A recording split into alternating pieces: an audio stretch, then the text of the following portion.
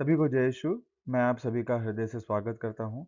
आज हम मत्ती अध्याय 7 पद संख्या 15 से 29 पर मनन करेंगे।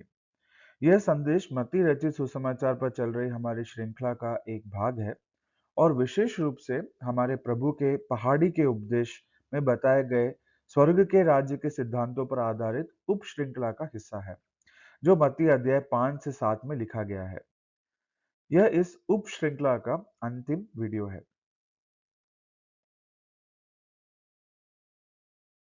इस वीडियो को देखने से पहले मैं आपको प्रोत्साहित करता हूं कि आप अपनी बाइबल खोलकर इस वचन भाग को स्वयं पढ़ें।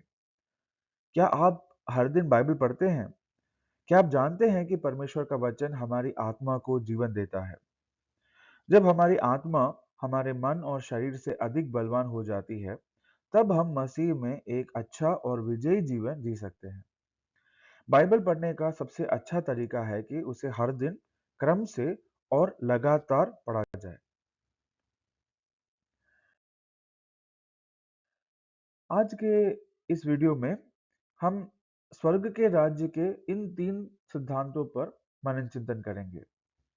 झूठे नबी कौन हैं? कथनी और करनी, ये दोनों में क्या फ़र्क है? और प्रभु हमें बताएंगे कि समझदार और मूर्ख मनुष्य कौन है? यदि आपको यह वीडियो अच्छा और उपयोगी लगे, तो कृपया इसे लाइक करें, शेयर करें और चैनल को सब्सक्राइब करें। आप अपने विचार, सीख या सवाल कमेंट सेक्शन में ज़रूर लिखें। मुझे आपसे सुनकर बहुत खुशी होगी और मैं आपके कमेंट्स का उत्तर देने की पूरी कोशिश करूंगा। तो चलिए वीडियो में आगे बढ़ते हैं। मत्ती 7 15 से 16। प्रभु कहते हैं, झूठे नबियों से सावधान रहो। वे भेड़ों के वेश में तुम्हारे पास आते हैं, किंतु वे भीतर से खूंखार भेड़िए हैं। उनके फलों से तुम उन्हें पहचान जाओगे। क्या लोग कटीले झाड़ियों से अंगूर या ऊंट कटारों से अंजीर तोड़ते हैं? यीशु हमें झूठे नबियों से सावधान रहने के लिए कह रहे हैं।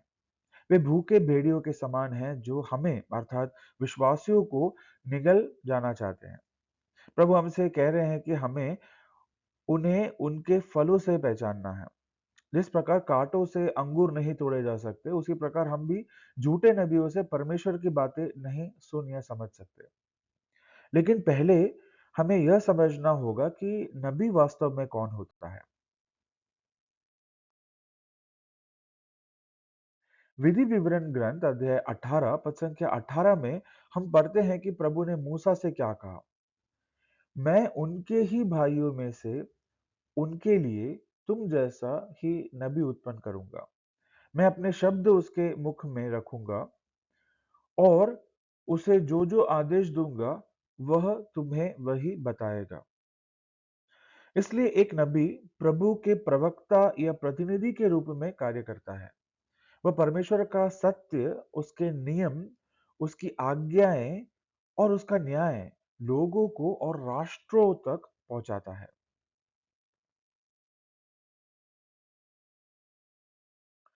पुराने नियम की भाषा अर्थात इब्रानी भाषा में नबी शब्द का अर्थ है परमेश्वर द्वारा बुलाया जाना या नियुक्त किया जाना। विधि विवरण ग्रंथ अध्याय 18 पद संख्या 22 में हम पढ़ते हैं, यदि नबी प्रभु के नाम से बोलने का दावा करता है किंतु उसका कथन सच नहीं निकलता, तो वह कथन प्रभु का नहीं बल्कि अविवेकी नबी का है। ऐसे व्यक्ति से मत डरो।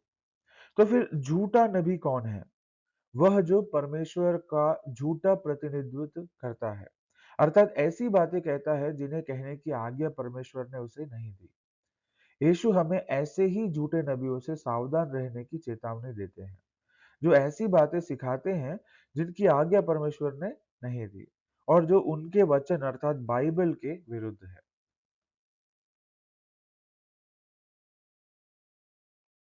नए व्यवस्थान में हम मत्ती 24 अध्याय 24 में प्रभु को यह इस प्रकार कहते हुए सुनते हैं, क्योंकि झूठे मसीह तथा झूठे नबी प्रकट होंगे और ऐसे महान चिन्ह तथा चमत्कार दिखाएंगे कि यदि संभव होता तो वे चुने हुए लोगों को भी बहकाते। यानी झूठे नबी और झूठे मसीह जरूर दुनिया में आएंगे जिससे वे लोगों को बहका सके। पेतरुस के दूसरे पत्र अध्याय 2 पद संख्या 1 से 3 में भी इसी विषय में हम सुनते हैं। फिर भी इजरायलियों में झूठे नबी भी प्रकट हुए और इसी प्रकार आप लोगों में झूठे आचार्य उठ खड़े होंगे जो गुप्त रूप से अनर्थकारी भ्रमक धारणाओं का प्रचार करेंगे। वे उन प्रभु को भी अस्वीकार करेंगे जिन्होंने उनका उद्धार किया और इस प्रकार वे शीघ्र ही अपने विनाश का कारण बनेंगे। बहुत से लोग उनकी विलासिता का अनुसरण करेंगे और उनके कारण सत्य के मार्ग की निंदा होगी। वे लोभ के कारण अपनी मनगढ़ंत बातों द्वारा आपसे अनुचित लाभ उठाएंगे। उनकी दंडाज्ञा का निर्णय बहुत पहले हो चुका है और उनका विनाश निकट है। तो झूठे जो नबी हैं वह भी गुप्त रूप से अनर्थकारी भ्रामक धारणाओं का प्रचार करेंगे और मनगढ़ंत बातों द्वारा विश्वासियों का, आपका और मेरा अनुचित लाभ उठाएंगे। यूहन का पहला पत्र अध्याय 4 पद संख्या 1 से 3 में हम इस प्रकार से पढ़ते हैं। प्रिय भाइयों, प्रत्येक आत्मा पर विश्वास मत करो, आत्माओं की परीक्षा कर कर देखो कि वे ईश्वर के हैं या नहीं, क्योंकि बहुत से झूठे नबी संसार में आए हैं।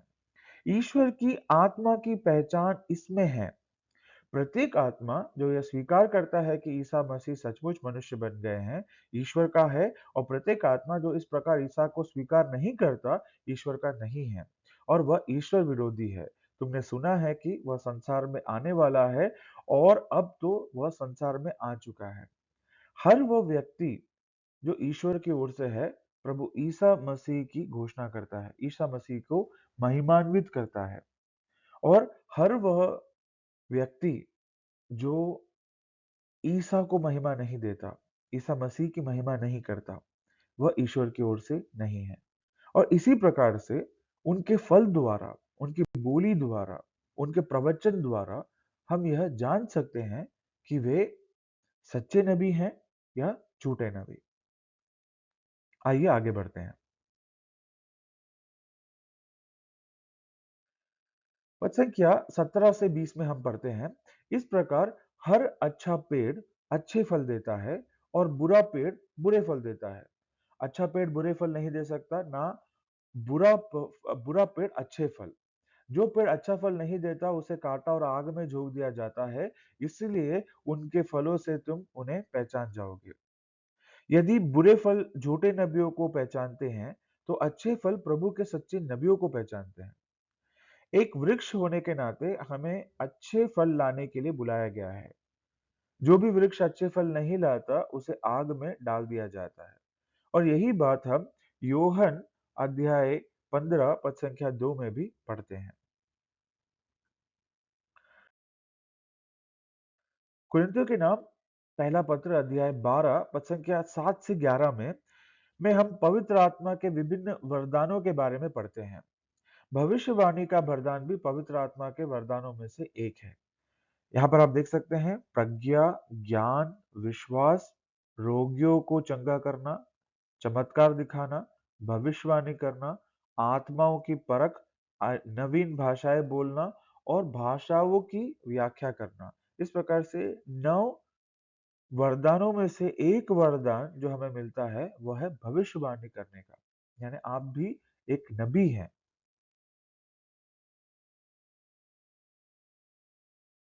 नए नियम में नबी कौन है? प्रेरित चरित्र अध्याय 2 पद संख्या 17 में हम इस प्रकार से देखते हैं, प्रभु यह कहता है, मैं अंतिम दिनों सब शरीरधारियों पर अपने आत्मा उतारूंगा, तुम्हारे पुत्र और पुत्रियां भविष्यवाणी करेंगे, तुम्हारे नवयुवक युवकों को दिव्य दर्शन होंगे और तुम्हारे बड़े बूढ़े स्वप्न देखेंगे। प्रेरित चरित्र अध्याय 2 में पेंतोकोस के दिन हमें पवित्र आत्मा का वरदान मिला था। यहाँ पर संत पेतरुस पवित्र आत्मा की शक्ति से यह कह रहे हैं कि नबी योएल का ग्रंथ अध्याय 2 में जो भविष्यवाणी की गई थी, वो उस दिन उनमें और हम में पूरी होती है। और वह भविष्यवाणी क्या थी कि जब प्रभु की आत्मा हम पर उतरेगी तो हम जो उनके पुत्र और पुत्रियां हैं, हम भी भविष्यवाणी करेंगे। एक कुरिन्थी अध्याय 14 पद संख्या 1 में भी पौलुस हमें यह शिक्षा दे रहे हैं, आप सबसे पहले बहात्तर प्रेम की साधना करें। आप आध्यात्मिक वरदानों की विशेष रूप से भविष्यवाणी के वरदान की अभिलाषा क्या करें। यानी भविष्यवाणी का जो वरदान है, उसकी अभिलाषा हमें करनी चाहिए। हमें उसके उसकी मांग पवित्र आत्मा से करनी चाहिए। उसी प्रकार से कुरिन्थियों के नाम पहला पत्र अध्याय 11 पद संख्या 26 में भी हम इस प्रकार से पढ़ते हैं, इस प्रकार जब जब आप लोग यह रोटी खाते और वह प्याला पीते हैं, तो प्रभु के आने तक उनकी मृत्यु की घोषणा करते हैं। हर मिसा बलिदान में, जो कि रोटी खाना और प्याला पीना, हर मिसा बलिदान को में जो पवित्र यूक्रिस्ट है, उस पवित्र यूक्रिस्ट में हम प्रभु की मृत्यु के साथ साथ उनके पुनः आगमन की भी घोषणा करते हैं। तो इस प्रकार से हम भी एक नबी होने का दायित्व निभा रहे हैं। उसी प्रकार से सीसीसी, जो कि है कैटेकिज्म ऑफ द कैथोलिक चर्च के जो शिक्षाएं हैं, कैटेकिटिकल शिक्षाएं हैं, उनमें 783 और 785 में भी इसी प्रकार से लिखा है कि हर बपतिस्मा प्राप्त व्यक्ति प्रभु मसीह में एक नबी है।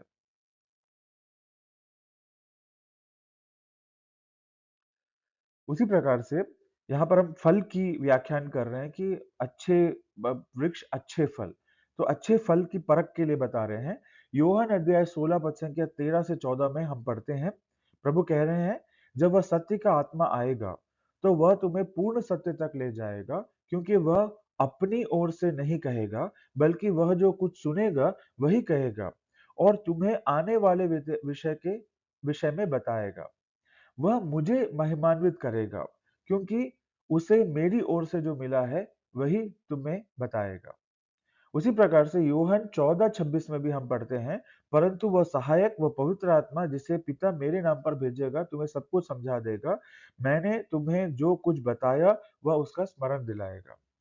अगर हम सब नबी हैं, हम नबी इसलिए हैं क्योंकि ईश्वर की आत्मा, ईश्वर की पवित्र आत्मा हमारे अंदर निवास करती है। हम पवित्र आत्मा के मंदिर हैं। और हमारा फल क्या है कि हम हमेशा पवित्र आत्मा के द्वारा प्रभु मसीह को महिमान्वित करेंगे। और प्रभु ने जो हमें सिखाया है प्रभु के वचनों द्वारा, वह पवित्र आत्मा हमें उनका स्मरण दिलाएगा। और इसी प्रकार से हम अच्छे वृक्ष के समान अच्छे फल द्वारा एक नबी होने के नाते प्रभु के सुसमाचार की घोषणा करते रहेंगे। आइए वचन में आगे बढ़ते हैं। वचन संख्या 21 में प्रभु कहते हैं, जो लोग मुझे प्रभु प्रभु कहकर पुकारते हैं, उनमें सबके सब स्वर्ग राज्य में प्रवेश नहीं करेंगे। जो मेरे स्वर्गीय पिता की इच्छा पूरी करता है, वही स्वर्ग राज्य में प्रवेश करेगा। यहाँ मैंने, आप देखेंगे, मत्ती 25:1 से 13 अर्थात 10 कुंवारियों के दृष्टांत की तस्वीर का उपयोग स्वर्ग के राज्य को दिखाने के लिए किया है। केवल मुख से प्रभु का आदर करना पर्याप्त नहीं है, लेकिन प्रभु यहाँ पर हमसे क्या कहने की कोशिश कर रहे हैं, आइए इसे जानने की कोशिश करते हैं। मत्ती अध्याय 15 वचन क्या 6 से 9 में यीशु उन लोगों से बात कर रहे हैं जो अपने होठों से तो उनका आदर करते हैं, लेकिन उनका हृदय प्रभु के लिए समर्पित नहीं है। प्रभु कहते हैं, तो वह फिर अपने पिता या अपनी माता को कुछ नहीं दे सकता। इस प्रकार तुम लोगों ने अपनी परंपरा के नाम पर ईश्वर का वचन रद्द किया है। ढोंगियों, इसायास ने यह कहकर तुम्हारे विषय में ठीक ही भविष्यवाणी की है, ये लोग मुख से मेरा आदर करते, परंतु इनका हृदय मुझसे दूर है।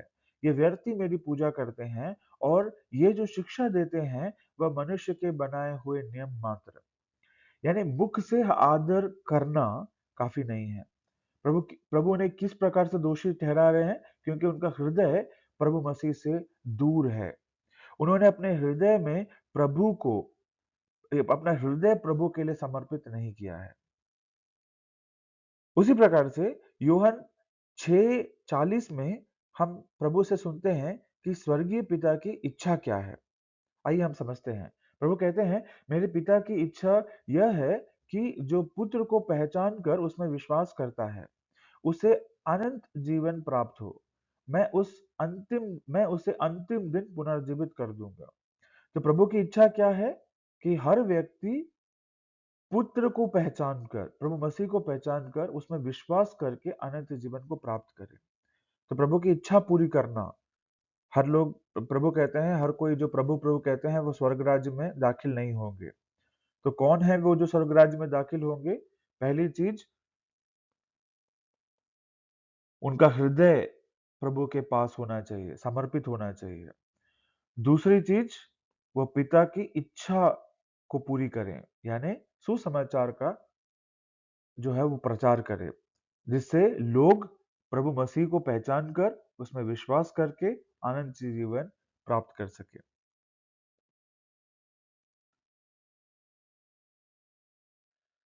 पद संख्या 22 और 23 में प्रभु कहते हैं, उस दिन बहुत से लोग मुझसे कहेंगे, प्रभु क्या हमने आपका नाम लेकर भविष्यवाणी नहीं की, आपका नाम लेकर अवधूतों को नहीं निकाला, आपका नाम लेकर बहुत से चमत्कार नहीं दिखाए? तब मैं उन्हें साफ साफ बता दूंगा, मैंने तुम लोगों को कभी नहीं जाना, कुकर्मियों, मुझसे दूर हट जाओ। प्रश्न यह है कि हम क्या चुनते हैं, केवल सेवा या यीशु मसीह के साथ एक व्यक्तिगत संबंध? यहाँ प्रभु उन लोगों को दूर कर रहे हैं अपने आप से, लेकिन ये वही लोग हैं जिन्होंने प्रभु का नाम लेकर भविष्यवाणी की, अवधूतों को निकाला और बहुत से चमत्कार दिखाए। इन्होंने बहुत सेवा की, परमेश्वर के राज्य की बहुत सारे कार्य किए, लेकिन फिर भी प्रभु उन्हें कुकर्मी कह रहे हैं, क्योंकि प्रभु कह रहे हैं, मैंने तुम लोगों को कभी नहीं जाना, आपके साथ मेरा व्यक्तिगत संबंध नहीं था। मैं आपके सामने दो चित्र प्रस्तुत करना चाहता हूं, एक पुराने व्यवस्थान से, एक नए व्यवस्थान से, जो इस सत्य को और आपके सामने प्रकट करेगा। इज़राइल नबी का ग्रंथ अध्याय 6 में नबी को एक दर्शन होते हैं, प्रभु की महिमा यरूशलेम मंदिर में उनको दिखाई देती है। महिमा के साथ साथ एक स्वर्गीय दूत जो है, उनकी उनका उनका दर्शन भी उनको मिलता है। हम ये पद संख्या 2 में पढ़ते हैं, इज़राइल नबी का ग्रंथ अध्याय 6 पद संख्या 2 में इस इस फरिश्ते का, इस स्वर्गिक प्राणी का हम जो है चर्चा सुनेंगे।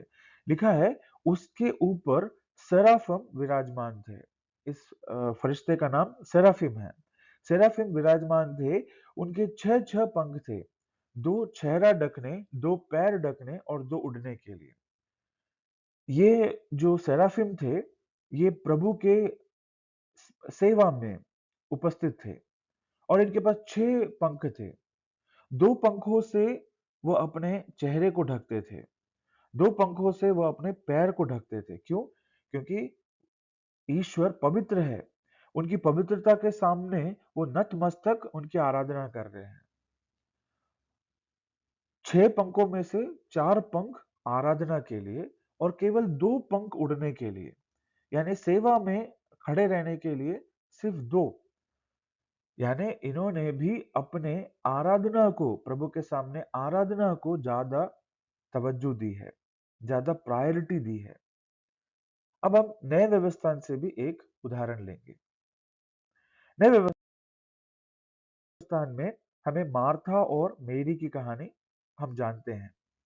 लूकस के अध्याय 10 में हम इस वाक्य को पढ़ सकते हैं। पद संख्या 40 से हम पढ़ सकते हैं। यहाँ पे लिखा है कि मार्था प्रभु के सेवा सत्कार्य और अन्य कार्यों में व्यस्त थी। क्या ये जरूरी नहीं था? बहुत जरूरी था। प्रभु की सेवा करना जरूरी है, लेकिन वह उस कार्यों में व्यस्त थी।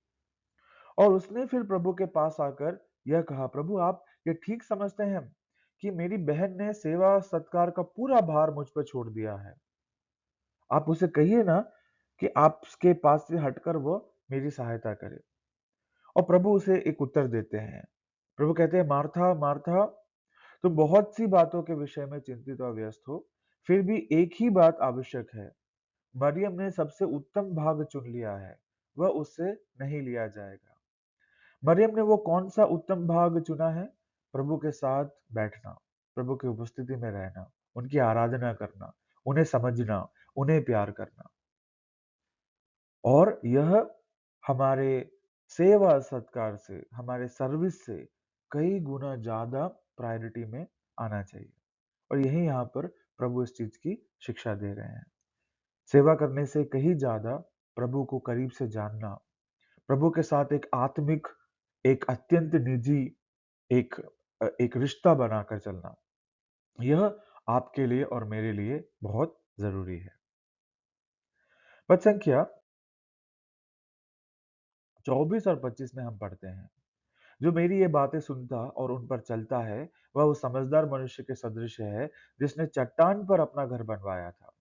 पानी बरसा, नदियाँ नदियों में बाढ़ आई, आँधियाँ चली और उस घर से टकराई, तब भी वह घर नहीं ढहा, क्योंकि उसकी नाव चट्टान पर डाली गई थी। सुनना और उस पर चलना बहुत ज़रूरी है। यही हम याकूब का के पत्र अध्याय 1 पद संख्या 22 से 24 में भी पढ़ सकते हैं। आज्ञाकारिता ही स्वर्ग राज्य की कुंजी है। पद संख्या 26 और 27 में हम पढ़ते हैं, प्रभु कहते हैं, जो मेरी ये बातें सुनता है किंतु उन पर नहीं चलता, वह उस मूर्ख के सदृश है, जिसने बालू पर अपना घर बनवाया। पानी बरसा, नदियों में बाढ़ आई, आंधियां चली और उस घर से टकराई। वह घर ढह गया और उसका सर्वनाश हो गया। प्रभु की वचन को सुनते हुए भी पालन नहीं करना सर्वनाश की ओर ले जाता है। और अंत में प्रभु कहते हैं, हम पढ़ते हैं, जब ईसा का यह उपदेश समाप्त हुआ, तो लोग उनकी शिक्षा पर आश्चर्यचकित थे, क्योंकि वे उनके शास्त्रियों की तरह नहीं, बल्कि अधिकार के साथ शिक्षा देते थे। हम पिछले कुछ सप्ताह से परमेश्वर के एक उपदेश पर, जो अध्याय 5 से चालू हुआ, अब हम अध्याय 7 के आखिर में इस उपदेश का समापन देखते हैं। और समापन के बाद हम देखते हैं कि लोग कितने आश्चर्यचकित थे, क्योंकि प्रभु उन्हें ये सब बातों की शिक्षा बड़े अधिकार के साथ दे रहे थे। प्रभु इतने अधिकार के साथ क्यों दे रहे थे? क्योंकि वे खुद ईश्वर हैं। वे खुद परमेश्वर के शब्द हैं। वह खुद परमेश्वर के शब्द के रचयिता हैं। इसीलिए उस अधिकार से वह उन्हें शिक्षा देते थे। यह अधिकार आज आपके और मेरे पास भी है, हम जो प्रभु यीशु मसीह में विश्वास करते हैं। इसी प्रकार यह अध्याय समाप्त होता है। साथ ही पहाड़ी के उपदेश में बताए गए परमेश्वर के राज्य के सिद्धांतों पर आधारित हमारी यह उपश्रृंखला भी यहीं समाप्त होती है। हम फिर मिलेंगे मत्ती के सुसमाचार पर एक और वीडियो में। तब तक प्रभु में बने रहिए। जय यीशु।